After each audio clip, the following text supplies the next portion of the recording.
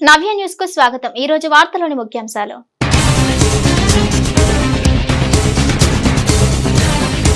టీడీపీలోకి మాజీ ఎమ్మెల్సీ పోతుల సునీత రాకను వ్యతిరేకిస్తూ చీరాలలో ఆందోళన వ్యక్తం చేస్తున్నారు। నమ్మక ద్రోహి సునీతను పార్టీలోకి చేర్చుకోవద్దంటూ సునీత దిష్టి బొమ్మను దగ్ధం చేశారు తెలుగు తమ్ముళ్లు।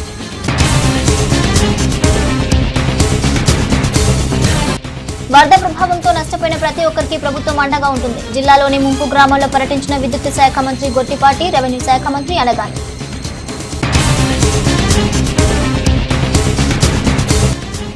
చీరాలలో ఘనంగా నీ ఘనమే నా ప్రాణం కార్యక్రమం అఖిల భారత అయ్యప్ప దీక్ష ప్రచార సమితి ఆధ్వర్యంలో అలరించిన ఆధ్యాత్మిక ఆలాపనలు।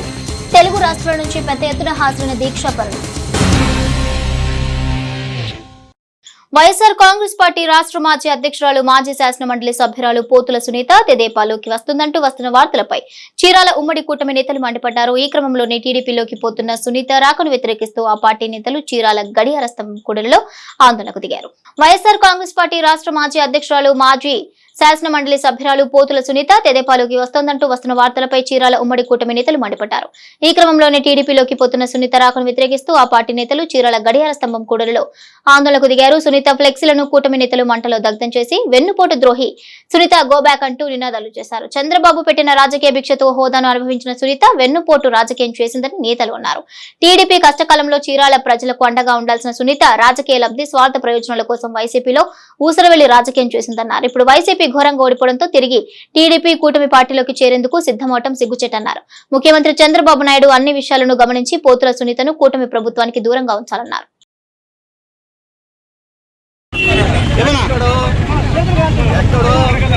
తెలంగాణ మహబూబ్ నగర్ జిల్లా అలంపూరు గ్రామంలో గ్రామ ఎంపీటీసీ కూడా పనికిరాని వ్యక్తిని మరి అప్పుడు ఇండిపెండెంట్గా పోటీ చేస్తే డిపాజిట్లు కూడా రానటువంటి వ్యక్తిని ఒక మహిళగా గౌరవించి తెలుగుదేశం పార్టీ 2008లో సీట్ ఇవ్వడం 14లో సీట్ ఇవ్వడం జరిగింది।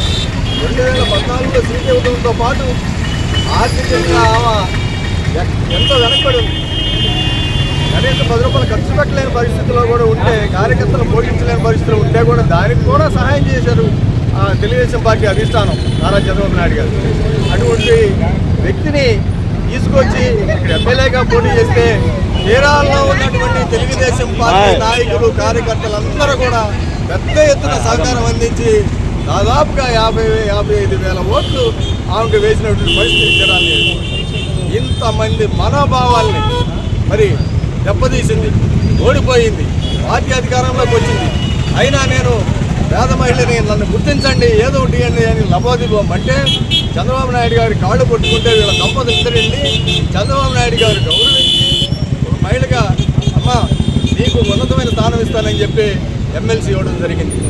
ఎమ్మెల్సీ 6 సంవత్సరాల పాటు ఉండే ఎమ్మెల్సీ, మరి అలాగే ఎమ్మెల్సీతో పాటు రాష్ట్ర మహిళగా నిన్ను మరి మహిళా పదవి ఇచ్చి గౌరవించడం జరిగింది। నువ్వేం చేసావమ్మా? 2014లో ఎటువంటి పేరు ప్రతిష్ట లేని పోతుల సునీతని పార్టీ గౌరవించి మరి ఆ రోజున తెలుగుదేశం పార్టీ సీట్ ఇవ్వడం జరిగింది। మరి ఆ ధర్మిల మరి పోటీలో ఓడిపోయినా కానీ ఆమెకి మహిళా అధ్యక్షురాలు పదవి ఇచ్చి వాళ్ళ పైపెచ్చు మహిళా మండల శాసన మండలిలో మహిళగా కూడా ఆమెను గౌరవించి తీసుకున్నది ఆ రోజున పార్టీ। మరి ఎన్నో ఒడిదుడుకులు పార్టీలో మరి ఎన్ని ఇది వచ్చినా కూడా ఆమెకి చేదోడు వాదోడుగా మేమందరం ఉన్నాం ఆ రోజున। మరి అట్లాంటిది మొన్న 2019లో వైసీపీ గవర్నమెంట్ రాగానే మరి ఆ పార్టీలోకి జంప్ అయిపోయింది।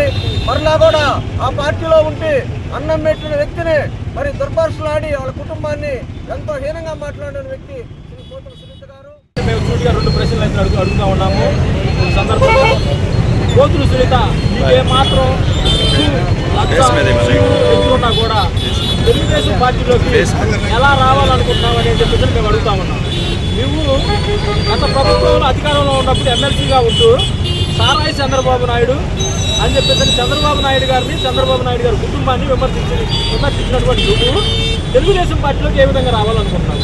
రెండోది, చంద్రబాబు నాయుడు బీసీ ద్రోహి అన్నావు। బీసీ ద్రోహి అయితే చంద్రబాబు నాయుడు చీరాల నియోజకవర్గాన్ని బీసీలు చూపించేవాళ్ళ, నిన్ను ఈ స్థాయికి తీసుకొచ్చేవాళ్ళ, ఎమ్మెల్సీ సీట్ ఇచ్చి మహిళా అధ్యక్షులను చేసి నీ కొడుక్కి అనేక రకాలుగా ఉపయోగం పెట్టుకొని ఇంత చేసిన చంద్రబాబు నాయుడిని తెలుగుదేశం పార్టీని నువ్వు విమర్శించి ఈరోజు తెలుగుదేశం పార్టీలోకి రావడానికి నువ్వు ప్రయత్నం చేస్తున్నావంటే నువ్వు అసలు సిగ్గుపడాల్సినటువంటి మహిళగా నీకు ఏమాత్రం సిగ్గున్నా నువ్వు ఒక సీము నెత్తున్నటువంటి మహిళవైతే తెలుగుదేశం పార్టీలో. బాపట్ల జిల్లాలోని ముంపు గ్రామాలైనటువంటి రేపల్లె మండలంలోని మైనేనివారిపాలెం, ముర్తడ, చట్రగడ్డ గ్రామాల్లో విద్యుత్ శాఖ మంత్రి గొట్టిపాటి రవికుమార్, రెవెన్యూ శాఖ మంత్రి అనగాని సత్యప్రసాద్లు పర్యటించారు. స్థానికంగా వరద ప్రభావానికి దెబ్బతిన్న రొయ్యల చెరువులతో పాటుగా పంట నష్టంపై రైతులతో మాట్లాడారు. జిల్లాలో వరద ప్రభావానికి దెబ్బతిన్న పంట నష్టాన్ని అంచనా వేసి సీఎం చంద్రబాబుకు నివేదిక సమర్పిస్తామని, తద్వారా నష్టపోయిన అన్నదాతలకు ప్రభుత్వం తరపున పంట నష్టం సాయం అందిస్తామని రెవెన్యూ శాఖ మంత్రి అనగాని సత్యప్రసాద్ చెప్పారు. బాపట్ల జిల్లాలోని ముంపు గ్రామాలైనటువంటి రేపల్లె మండలంలోని మైనేనివారిపాలెం, మోర్తడ, చట్రగడ్డ గ్రామంలో విద్యుత్ శాఖ మంత్రి గొట్టిపాటి రవికుమార్, రెవెన్యూ శాఖ మంత్రి అనగాని సత్యప్రసాద్లు పర్యటించారు. స్థానికంగా వరద ప్రభావానికి దెబ్బతిన్న రొయ్యల చెరువులతో పాటుగా పంట నష్టంపై రైతులతో మాట్లాడారు. ఈ సందర్భంగా మంత్రి సత్యప్రసాద్ మాట్లాడుతూ వరద ప్రభావంతో నష్టపోయిన ప్రతి ఒక్కరికి ప్రభుత్వం అన్ని విధాల అండగా ఉంటుందని హామీ ఇచ్చారు. మరోవైపు మండలంలోని ముంపు గ్రామాల్లో ఒకటైన బొబ్బర్లంక వాసులు సుమారు 50 కుటుంబాలు ఉంటున్న పునరావాస కేంద్రానికి వెళ్లి మంత్రులు పరిశీలించారు. వారికి అందుతున్న సహాయక చర్యలపై గ్రామస్తులను అడిగి తెలుసుకున్నారు. కూటమి ప్రభుత్వం ప్రతి ఒక్క వరద బాధితునికి అండగా ఉంటుందని హామీ ఇచ్చారు. కృష్ణా నదిలో వరద వచ్చి 4వ రోజు ఎలాగైతే ముఖ్యమంత్రి గారు అనుక్షణం విజయవాడ నుంచి పర్యవేక్షిస్తూ ఉన్నారో, ముఖ్యంగా ముంపు ప్రాంతమైనటువంటి విజయవాడ మొత్తం కూడా ఎక్కడ ఇబ్బంది లేకుండా సహాయక చర్యలు చేయాలని చెప్పేసి అధికారులను రాజకీయ నాయకులందరూ కూడా మమేకం చేసి పెద్ద ఎత్తున ఆహార పదార్థాలు, అలాగే చిన్నపిల్లలకు కావాల్సిన పాలు కానీ, ముఖ్యంగా మంచినీళ్ళు ప్రతి మనిషికి కూడా దాదాపుగా 2 నుంచి 3 లీటర్లు మంచినీళ్ళు తప్పకుండా అవసరం కాబట్టి అవి ఏర్పాటు చేయట విధంగా ఏదైతే ఇప్పుడు తగ్గుతూ వస్తామనే వరద నీళ్ళు తర్వాత వచ్చేటటువంటి ఇబ్బందులు క్లీనింగ్ అవ్వచ్చు, ఫైర్ ఇంజన్ ద్వారా క్లీన్ చేయాలని చెప్పేసి, అలాగే రాబోయే రోజుల్లో వచ్చే విష జ్వరాలు కానీ ఇతర ఇబ్బందుల నుంచి కూడా ఒక మెడికల్ క్యాంపులు పెట్టి ఎప్పటికప్పుడు అప్రమత్తంగా ఉండి ప్రజలకి ఎలాంటి ఇబ్బంది లేకుండా చేయాలని చెప్పేసి ఇప్పుడు కూడా కలెక్టరేట్లోనే ఉండి పర్యవేక్షిస్తూ ఉన్నారు. మరి మన రేపల్ల ప్రాంతంలో కూడా చాలామందికి చాలా ఇబ్బందులు మనకి చూస్తూ ఉన్నాం, నిన్న కూడా చూస్తూ ఉన్నాం. ముఖ్యంగా వేమూరు నియోజకవర్గం, రేపల్ల నియోజకవర్గం ఈ యొక్క వరదలో చాలా ఇబ్బందులు పడ్డారు. మనం చూస్తూ ఉన్నాం కొల్లూరు గ్రామం అంతా కూడా మునిగిపోయి లంకలన్నీ కూడా జూలపాలెం కానీ చుట్టుపక్కల ఉన్నటువంటి అన్ని గ్రామాల్లో అన్ని లంకలు దాదాపు 23 లంకలు కూడా ముంపుకు గురైనాయి. అందరికీ కూడా సకాలంలో భోజనాలు వసతులు అన్నీ కూడా ఏర్పాటు చేస్తున్నారు. అందరూ కూడా యంత్రాంగం మొత్తం కూడా. ఈరోజు కూడా మేము గౌరవనీయులు ఎనర్జీ మంత్రులు గొట్టిపాటి రవి గారు పెనుమూడు నుంచి మనకు ఉన్నటువంటి బొబ్బర్లంక, మోర్తోట, అలాగే విరాట్ లంక, రాజు కాలువ, గంగడిపాలెం, మరియు ఇప్పుడు సముద్ర తీరమైనటువంటి లంకవాని దెబ్బకు కూడా వచ్చాం.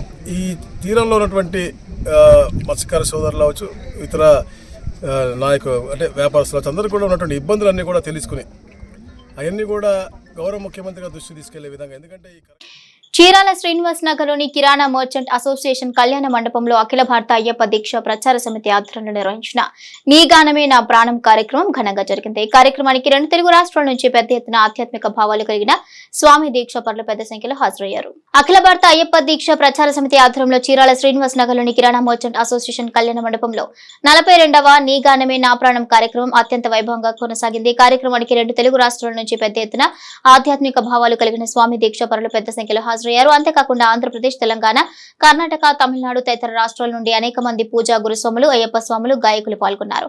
ఈ కార్యక్రమంలో భాగంగా ఉదయం నుంచి సాయంత్రం వరకు ఆధ్యాత్మిక భక్తి గీతాలను ఆలపన కార్యక్రమం కన్నుల పర్వంగా సాగింది.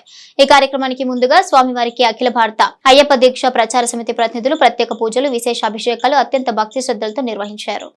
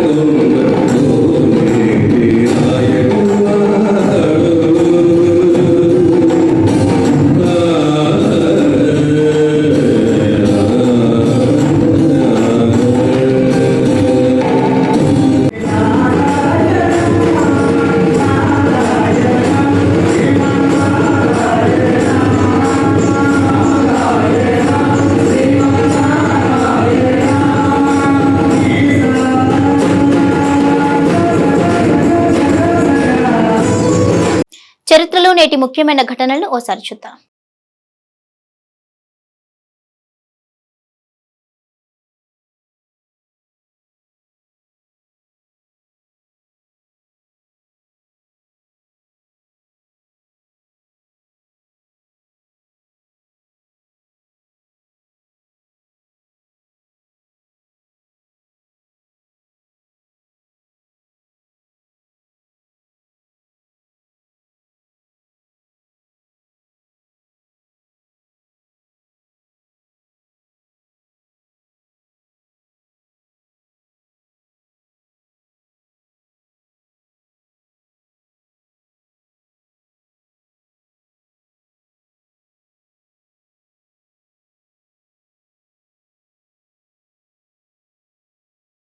చీరాల పేరాల్లోని షిరిడి సాయిబాబా కళ్యాణ మండపంలో కొత్తపేట జిల్లా పరిషత్ హైస్కూల్లో బయాలజికల్ సైన్స్ ఉపాధ్యాయులుగా పనిచేస్తున్న దాసరి నిర్మలాదేవి పదవి విరమణ మహోత్సవం ఘనంగా జరిగింది. ఉపాధ్యాయురాలిగా ఎందరో విద్యార్థులను ఉన్నత పౌరులుగా తీర్చిదిద్దిన ఘనత దాసరి నిర్మలాదేవికి దక్కిందని పలువురు వక్తలన్నారు. కొత్తపేట జిల్లా పరిషత్ హైస్కూల్లో బయాలజికల్ సైన్స్ ఉపాధ్యాయురాలిగా పనిచేస్తున్న దాసరి నిర్మలాదేవి పదవి విరమణ మహోత్సవం ఘనంగా జరిగింది. మంగళవారం పేరాల షిరిడి సాయిబాబా కళ్యాణ మండపంలో ఘనంగా జరిగింది. హెడ్ మాస్టర్ గుమ్మా శ్రీనివాసరావు అధ్యక్షతన జరిగిన ఈ కార్యక్రమంలో ఎంఈఓ మొలబంటి వెంకటేశ్వర్లు, వివిధ స్కూళ్ల హెచ్ఎంలు రత్నకుమారి, సుధావాణి, కుర్రా రామారావు, మాధవిలత సహా ఉపాధ్యాయులు, స్కూల్ డెవలప్మెంట్ కమిటీ సభ్యుడు Mastan Rao, parents committee chairman Victoria Lepakshi, corporation మాజీ డైరెక్టర్ గొడుగుల గంగరాజు, పలువురు పూర్వ ప్రముఖులు పాల్గొన్నారు. నిర్మలాదేవి సేవలను, ప్రతిభా పాఠవాలను వారు కొనియాడారు. ఆమె అందరికీ స్ఫూర్తిదాయకమన్నారు. ఈ సందర్భంగా టీచర్ నిర్మల ఆధ్వర్యంలో పూర్వ విద్యార్థులు నిర్మలాదేవి దంపతులను ప్రత్యేకంగా అలంకరించిన వాహనంలో ఊరేగించారు. ఈ సందర్భంగా విద్యార్థులు ప్రదర్శించిన సాంస్కృతిక ప్రదర్శనలు ఆహుతులను అలరించాయి.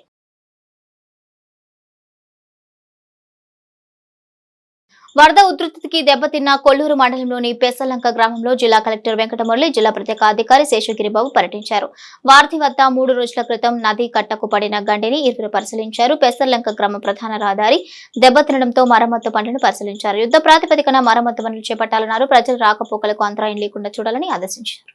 వరద బాధితులను ప్రభుత్వం అన్ని విధాలుగా ఆదుకుంటుందని బాపట్ల జిల్లా కలెక్టర్ వెంకటమురళి తెలిపారు. వరద ఉధృతికి దెబ్బతిన్న కొల్లూరు మండలంలోని పెసలంక గ్రామంలో జిల్లా కలెక్టర్ వెంకటమురళి, జిల్లా ప్రత్యేక అధికారి శేషగిరిబాబు పర్యటించారు. వారధి వద్ద 3 రోజుల క్రితం నది కంటకు పడిన గండిని ఇరువురు పరిశీలించారు. పెసలంక గ్రామం ప్రధాన రహదారి దెబ్బతినడంతో మరమ్మతు పనులను పరిశీలించారు. యుద్ధ ప్రాతిపదికన మరమ్మతు పనులు చేపట్టాలన్నారు.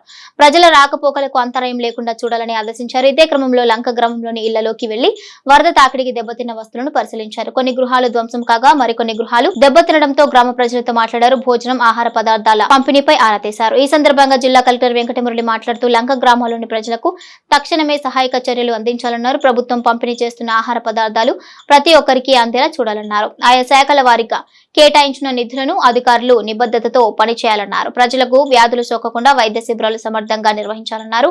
ఇంటింటికి వెళ్లి జ్వరాలపై సర్వే చేయాలన్నారు. అనారోగ్యంతో ఎవరు బాధపడకూడదన్నారు. చెత్త తొలగింపు ప్రక్రియను పరిశీలించి అధికారులకు ఆయన పలు సూచనలు చేశారు. మరి ఏనాడో కట్టినటువంటి కరకట్టలు అలాంటి పరిస్థితుల్లో మనందరం కూడా నిలబడి ఈ డిపార్ట్మెంట్లు, ప్రజాప్రతినిధులు అందరూ కష్టించి పనిచేసి ఒక కమిట్మెంట్తో చేయడం వల్ల ప్రాణ నష్టాన్ని అసలు లేకుండా చేసుకొని ఆస్తి నష్టాలని అతి తక్కువగా ఉండేటట్టు చేసుకొని మనం బయటపడాలి. ఎవరు ఏ పని చేసినా ప్రజా సంతృప్తి అనేది కొలమానం. ప్రజా సంతృప్తి లేని పని మనం సరైన సమయంలో జరగాల్సిన దాన్ని ఆలస్యం చేస్తే సంతృప్తి లేదు. మనం చేసేది చిరునవ్వుతో చేయకపోతే సంతృప్తి లేదు. మనం కసురుకొని అవతలని కోప్పడితే విసుక్కుంటే సంతృప్తి లేదు. మనం చేసే సేవ చిరునవ్వుతో చేస్తూ, మనం సిన్సియర్గా చేస్తూ, కమిట్మెంట్తో చేస్తూ, ఒక దైవ కార్యంలా అనుకొని మనం చేస్తేనే ఇలాంటి కార్యక్రమాల్లో నుంచి మనం తక్కువ నష్టంతో రాష్ట్ర ప్రభుత్వం, ఆనరబుల్ చీఫ్ మినిస్టర్ గారు నారా చంద్రబాబు నాయుడు గారు మనందరికీ ఇచ్చిన మోటివేషన్ ప్రాణాపాయం 0 ఉండాలి, ఆస్తి నష్టాల్ని మినిమైజ్ చేయాలి అనే లక్ష్యంతో మనం పని చేయాలంటే ఈ క్వాలిటీలతో క్రమశిక్షణ ఉండాలి, సమయపాలన ఉండాలి, మనం అనుకున్న సమయానికి అనుకున్న చోటికే రావాలి, అక్కడ కమిట్మెంట్తో ప్రజలకి చిరునవ్వుతో మనం సేవ చేయాలి, వాళ్ళందరి సంతృప్తిని మనం తీసుకొని మనం వెళ్ళాలి. బట్ ఇక్కడ చూసుకున్నట్టయితే సుమారు 250 మంది అటెండెన్స్ వచ్చిందని కూడా చెప్తా ఉన్నారు. మరి మిగతా వాళ్ళు కూడా రావాల్సింది, వాళ్ళని వెంటనే ఈరోజే రావాలి. తక్షణమే మీరందరూ మీకు కేటాయించిన గ్రామాలకు వెళ్ళి అక్కడ ఉన్నటువంటి సర్పంచులు, అక్కడ ఉన్నటువంటి పంచాయతీ సెక్రటరీలు, గ్రామ పెద్దలు, అక్కడ ఉన్నటువంటి సచివాలయ ఉద్యోగులు అందరి యొక్క సహకారంతో, కోఆర్డినేషన్తో చక్కగా పనిచేసి అన్ని జిల్లాల కంటే కూడా మన జిల్లాలో మరింత మెరుగ్గా సేవ చేశామనేటువంటి పేరు మనందరికీ వచ్చేలాగా మీరు చేయాలని చెప్పి మిమ్మల్ని అందరినీ ప్రత్యేకంగా ప్రార్థిస్తూ మీరందరూ కూడా కమిట్మెంట్ తో పనిచేస్తారని నమ్మకంతో నేను మీ అందరికీ శుభాభినందనలు. రక్షణ దళాల ఉద్యోగ కల్పనకు ప్రయత్నిస్తున్న యువతకు అవసరాల దృష్ట్యా దేహదారుఢ్యం కోసం పరికరాలను చీరల మండల పరిధిలోని జాండ్రపేట బిఎన్ హైస్కూల్ క్రీడా ప్రాంగణంలో జాండ్రపేట వాకర్స్ అసోసియేషన్ ఆధ్వర్యంలో పాఠశాల పూర్వ విద్యార్థి శంకర్ బాబు ఆర్థిక సహాయంతో ఏర్పాటు చేస్తారు. కాగా ఆయా పరికరాలను హైస్కూల్ హెచ్ఎం పూర్ణచంద్రరావు ప్రారంభించారు. జాండ్రపేట హైస్కూల్లో విద్యను అభ్యసించిన పూర్వ విద్యార్థులు సేవా కార్యక్రమాలతో సైతం ముందుండటం అభినందనీయమని హైస్కూల్ హెచ్ఎం పూర్ణచంద్రరావు అన్నారు. రక్షణ దళాల్లో ఉద్యోగ కల్పనకు ప్రయత్నిస్తున్న యువతకు అవసరాల దృష్ట్యా దేహదారుఢ్యం కోసం పరికరాలను చీరాల మండల పరిధిలోని జాండ్రపేట బిఎన్ హైస్కూల్ క్రీడా ప్రాంగణంలో జాండ్రపేట వాకర్స్ అసోసియేషన్ ఆధ్వర్యంలో పాఠశాల పూర్వ విద్యార్థి శంకర్ బాబు ఆర్థిక సహాయంతో ఏర్పాటు చేశారు. కాగా ఆయా పరికరాలను హైస్కూల్ హెచ్ఎం పూర్ణచంద్రరావు ప్రారంభించారు. పాఠశాల క్రీడా మైదానంలో ఏర్పాటు చేసిన పరికరాలు కేవలం యువతకే గాక సాధారణ వాకర్స్ పాఠశాల విద్యార్థులకు కూడా ఎంతగానో ఉపయోగపడుతుందన్నారు. ఇటువంటి సేవా కార్యక్రమాలకు పాఠశాల పూర్వ విద్యార్థులు, వాకర్స్ అసోసియేషన్ ప్రతినిధులు ముందుకు రావడం అభినందనీయమన్నారు. ఈ కార్యక్రమంలో పీటీ టీచర్ శ్రీనివాస్, విశాంత ఉపాధ్యాయులు కోటయ్య బాబు, వెంకట్రావు తదితరులు పాల్గొన్నారు.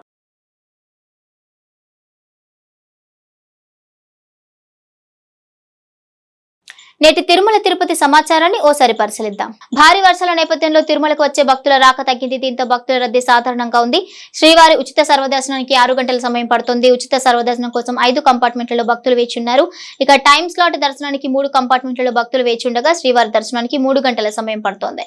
ప్రత్యేక ప్రవేశ దర్శనానికి 2 గంటల సమయం పడుతోంది. నేడు తిరుమల శ్రీవారిని 63,936 మంది భక్తులు దర్శించుకోగా 18,697 మంది తలనీలాలు సమర్పించారు. హుండీ ఆదాయం 4.55 కోట్లు వచ్చింది. వచ్చే నెల 4 నుంచి జరిగే బ్రహ్మోత్సవాల్లో భాగంగా అక్టోబర్ 9 వరకు ఘాట్ రోడ్ లో బైకులకు అనుమతి లేదని టీటీడీ తెలిపింది. చీరాల పట్టణంలోని శ్రీ అవధూత స్వామి 52వ ఆరాధన మహోత్సవం భక్తి శ్రద్ధలతో ఘనంగా జరిగింది. స్వామివారి ఆరాధన మహోత్సవాన్ని పురస్కరించుకుని భక్తులు తెల్లవారుజాము నుంచే పెద్ద సంఖ్యలో ఆలయానికి తరలివచ్చారు. చీరాల పట్టణంలోని ఫైర్ ఆఫీస్ రైల్వే గేట్ సమీపంలోని శ్రీ అవధూత స్వామి 52వ ఆరాధన మహోత్సవ కార్యక్రమం ఘనంగా జరిగింది. స్వామివారికి భక్తులు అత్యంత భక్తి శ్రద్ధలతో విశేష పూజలు, అభిషేకాలు నిర్వహించారు. స్వామివారి ఆరాధన మహోత్సవాన్ని పురస్కరించుకుని భక్తులు తెల్లవారుజాము నుంచే పెద్ద సంఖ్యలో ఆలయానికి తరలివచ్చారు. ఈ క్రమంలో ఆలయ పురవీధులని భక్తులతో కిక్కిరిసిపోయాయి. అనంతరం భక్తులకు ఆలయ కమిటీ ఆధ్వర్యంలో భారీ అన్న సంతర్పణ కార్యక్రమం జరిగింది. ఈ స్వామివారు అవధూత స్వామి అంటారు, బోధకాలు స్వామి అంటారు. ఈయన యొక్క లీలలో అద్భుతం. ఇప్పుడు ఈ క్షణంలో ఇక్కడ కనిపిస్తారు, మరు క్షణంలో అక్కడ కనిపిస్తారు. నేను ఇప్పుడే చూసి వచ్చానని కొంతమంది, నేను ఇప్పుడు ఇక్కడే ఉన్నాను స్వామిని, అట్లా మేము అనుభవపూర్వకంగాను స్వామివారి యొక్క మహిమలను మేము చూసాము. స్వామివారు 52 సంవత్సరాల క్రితం సజీవంగా ఉండి ఈ చీరాల పట్టణం మొత్తం కూడా సంచరించారు. ఆయన ఎక్కడ నుంచి వచ్చారో తెలియదు, అద్భుతం. ఆయన అయితే మాత్రం భగవత్ స్వరూపం ఆకాశం నుంచే దిగి వచ్చాడని మేము తలుచుకుంటాం. స్వామివారి 52వ ఆరాధన మహోత్సవం ప్రతి సంవత్సరం కూడాను 10,000 మంది పైచిలకు అన్నదానం చేస్తాము భక్తుల యొక్క సహకారంతో. ఇక్కడ దగ్గరలో ఉన్నటువంటి వాటరేవు లలితానంద ఆశ్రమాధిపతులు రామానంద సరస్వతి వారి మాకు ఆయన యొక్క సహకార సహాయాలతోటి ఇంకా భక్తులు, పెద్ద పెద్ద భక్తులు ఉన్నారు మాకు, స్వామివారి భక్తులు, వాళ్ళందరి సహాయంతో మేము ఈ కార్యక్రమాన్ని నేర్చుస్తున్నాం. ఆంజనేయులైన ఇక్కడ పర్మనెంట్ స్వామివారి సేవ చేసేటటువంటి ఆయన. ఉదయం 5 గంటలకు మొదలు పెడతాము ఈ కార్యక్రమాన్ని. స్వామివారికి పంచామృతాలు, వివిధ సుగంధ ద్రవ్యాలతోటి స్వామివారికి అభిషేకాలు చేస్తాము. అక్కడి నుంచి భజనా కాలక్షేపం, రాత్రంతా కూడా ఏకాహం జరిగింది తెల్లవారులు.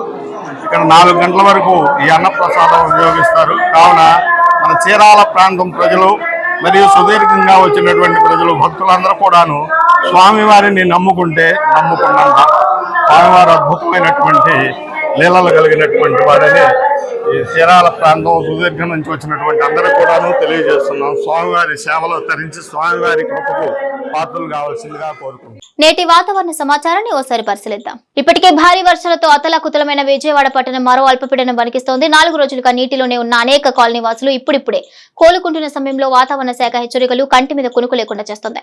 వాతావరణ శాఖ ఆంధ్రప్రదేశ్ కు మరోసారి హెచ్చరికలు జారీ చేసింది. రుతుపవనాలు చురుగ్గా ఉండటం వల్ల పశ్చిమ మధ్య బంగాళాఖాతంలో మరో అల్పపీడనం ఏర్పడుతోందని, దీని కారణంగా 4 రోజుల్లో ఉత్తరాంధ్రలో భారీ నుంచి అతి భారీ వర్షాలు పడతాయని వెల్లడించింది.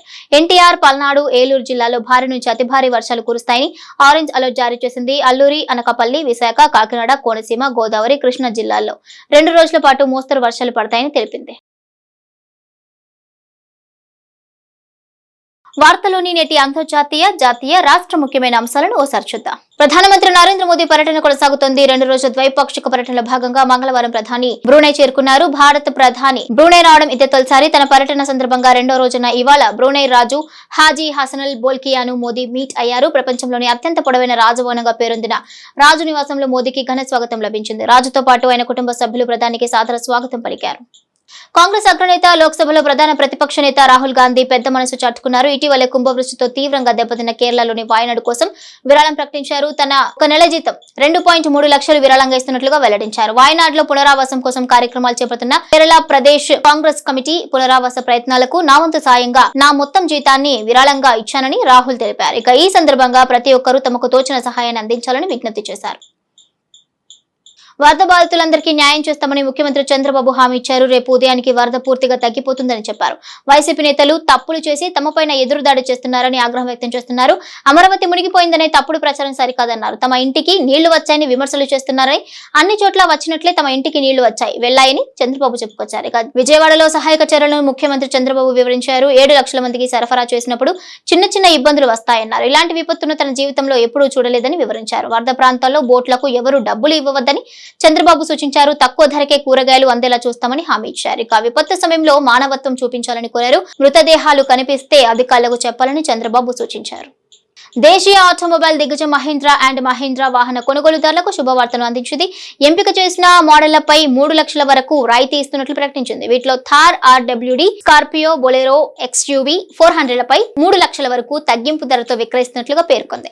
వీటిలో XUV 400 మోడల్ పై 3 లక్షల వరకు డిస్కౌంట్ కల్పిస్తున్న సంస్థ థార్ 3 డోర్లు 2WD, 4WD పై 1.50 లక్షల వరకు, బొలెరో పై 90,000 వరకు, నియో పై 84,000 వరకు, స్కార్పియో క్లాసిక్ ను కూడా తగ్గింపు ధరకు విక్రయిస్తోంది. పండుగ సీజన్ కంటే ముందుగానే సంస్థ ఈ భారీ రాయితీ ప్రకటించడం విశేషం. దీంతో థార్ రోక్స్ ధర 12.99 లక్షల నుంచి 20.49 లక్షల లోపు లభించనుంది. నవ్య న్యూస్ ముగించే ముందు ముఖ్యాంశాలు మరోసారి.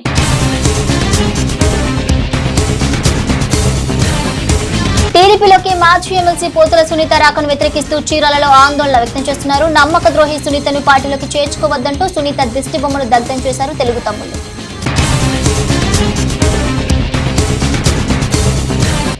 వరద ప్రభావంతో నష్టపోయిన ప్రతి ఒక్కరికి ప్రభుత్వం అండగా ఉంటుంది. జిల్లాలోని ముంపు గ్రామాల్లో పర్యటించిన విద్యుత్ శాఖ మంత్రి గొట్టిపాటి, రెవెన్యూ శాఖ మంత్రి అనగాని.